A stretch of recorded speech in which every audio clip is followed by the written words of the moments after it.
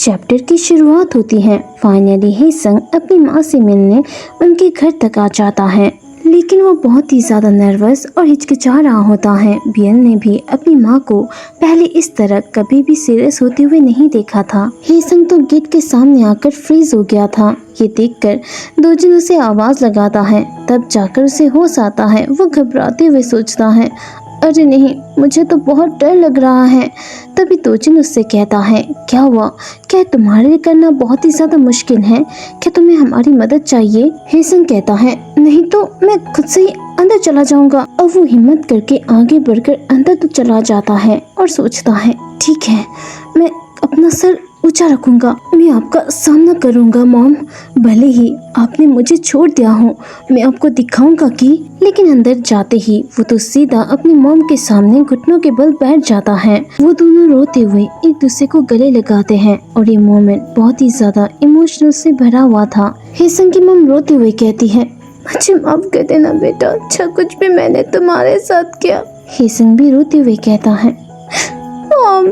और उन दोनों को इस तरह देखकर बियल भी इमोशनल हो जाता है। हेसंग की मॉम कहती है, हेसंग तुम्हारा चेहरा, तुम तो अभी भी एक बच्चे जैसे लगते हो, भले ही तुमने खुद से ही एक बच्चे को बड़ा किया हो।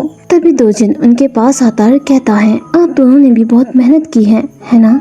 अब नेक्स्ट सीन में हेसंग लूना को अपनी माँ से मिलवाता है, क्योंकि जब बियल छोटा था तो उनसे नहीं मिल पाई थी।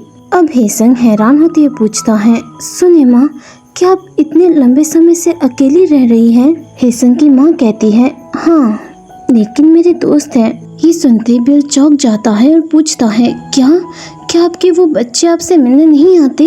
अगर मैं इसके बारे में सोचूं तो मेरे बहुत सारे भाई बहन हैं। सच तो ये है कि जब मैं बिल के साथ प्रेग्नेंट था तब एक बार मेरी मुलाकात डैड से हुई थी। मैंने तो उनके 2 बच्चों को भी देखा था जो उन्होंने उस ओमेगा से शादी करके पैदा किए थे। ये सुनते ही हेसंग की माँ हैरान होते हुए कहती है, क्या सच में? हेसंग कहता है, हाँ, मैं भी बहुत ज्यादा चौंक गया था और दोजिन भी। और बियल उन दोनों की बातचीत सुनकर बोर हो रहा था। तभी हेसंग की माँ कहती है, अरे नहीं, मैं भी ना, अब तो खाने का वक्त भी हो गया है, चलो मैं तुम्हारे लिए कुछ बनाती हूँ। ये सुनते बियल पैनिक करते हुए कहता है, अरे रुक जाइए नानी, हम कुछ ऑर्डर कर लेते हैं। उसकी नानी कहती है, अरे नहीं, मैं ऐसा नहीं कर सकती, बस थोड़ा सा इंतजार कर लो मेरे प्यारे बच्चे। और हेसंग ये सुनकर खुश हो जाता है, लेकिन बियल तो अभी भी अपनी नानी को रोकने की कोशिश करता है। तभी दोजिन उसे रोकते हुए कहता है, जरा सुनो, तुम्हें अपनी नानी की बातें सुननी चाहिए, तुम इस तरह उनसे रूडली बात नहीं कर सकते। लेकिन नेक्स्ट सीन में जैसे ही वो हेसंग की माँ के हाथों का खाना खाते हैं, उन दोनों की हालत बिगड़ जाती है। और जब हेसंग की माँ उनसे पूछती है कि खाना कैसा है, तो उनका वो दिल नहीं दुखाना चाहते थे, इसलिए कह देते हैं कि खाना टेस्टी है। दूसरी तरफ हेसंग की हालत भी बिगड़ी हुई होती है। वो भी अपनी माँ का दिल दुखाना नहीं चाहता था, इसलिए कहता है कि खाना टेस्टी है। उसकी माँ उसे खाना खिलाती है तो बिना कोई शिकायत के खाना खा लेता है। और ये नज़ारा देखकर बाप बेटे भी खुश हो जाते हैं। हेसंग भी अपनी माँ के साथ खुश लग रहा होता है। नेक्स्ट सीन में वो सभी लोग घर लौट रहे होते हैं, लेकिन सबकी हालत यहाँ बिगड़ी हुई थी, स्पेशली हेसंग की। और हेसंग को इस तरह उदास देखकर बियल परेशान होते हुए सोचता है, हाँ, मैंने सोचा नहीं था कि चीजें इस तरह बदल जाएंगी। तभी दोजिन हेसंग से कहता है, हनी, आज तो तुमने बहुत ही अच्छा काम किया है। इस तरह तुम्हें तुम्हारी माँ के साथ देखकर अच्छा लगता है। हमें तो इसे पहले ही कर देना चाहिए था। तभी हेसंग अचानक से रोने लगता है, जो देखकर बाप बेटे दोनों ही कंफ्यूज हो जाते हैं। बियल तो हैरान, परेशान और शॉक्ड होते हुए पूछता है, मॉम, आप क्यों रो रहे हो? हेसंग हिचकिचाते हुए कहता है, मैं अब उनसे दोबारा नहीं मिलना चाहता। बियल हैरान होते हुए सोचता है, हाँ, क्या उन दोनों की भी सुलह नहीं हो गई थी? हेसंग रोते हुए कहता है, मुझे अपनी माँ को हमेशा रिजेक्ट करना बुरा लगता था। इससे मुझे ऐसा फील हुआ जैसे कि मैं एक बुरा इंसान हूँ।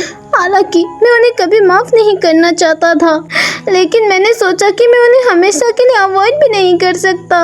जब मैंने पहली बार अपनी माँ को देखा तो मुझे ऐसा लगा जैसे उनके प्रति मेरी सारी नफरत पिघल गई हो। लेकिन जितना ही ज्यादा मैं वहाँ रुका, उतना ही ज्यादा सवाल मेरे मन में उठने लगे कि उन्होंने मुझे क्यों छोड़ दिया? उन्होंने ऐसा क्यों किया था? क्या शुरू से ही उन्हें ये करना चाहिए था? ये कहकर हेसंग और भी ज्यादा रोने लगता है। बियल उसे समझाते हुए कहता है, मॉम ऐसा कुछ नहीं है, रोना बंद कीजिए।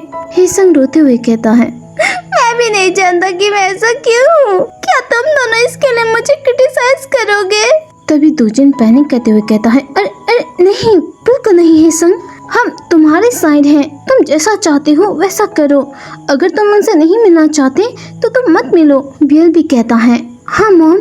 तभी हेसंग रोते हुए कहता है, तुम दोनों का शुक्रिया मेरी माँ की देखभाल करने के लिए। ये कहकर हेसंग और भी ज्यादा रोने लगता है और उसे इस तरह रोता हुआ देख बियल भी अपनी माँ के लिए वरीड हो जाता है। नेक्स्ट सीन में वो सभी लोग घर पहुंच जाते हैं। हेसंग की हालत रो रो कर थोड़ी सी खराब हो गई थी, इससे दोजिन ने उसे उठा रखा था। दूसरी तरफ हेसंग की माँ भी हैरान होते हुए सोचती है, पता नहीं मैं दोबारा हेसंग से कब मिलूंगी।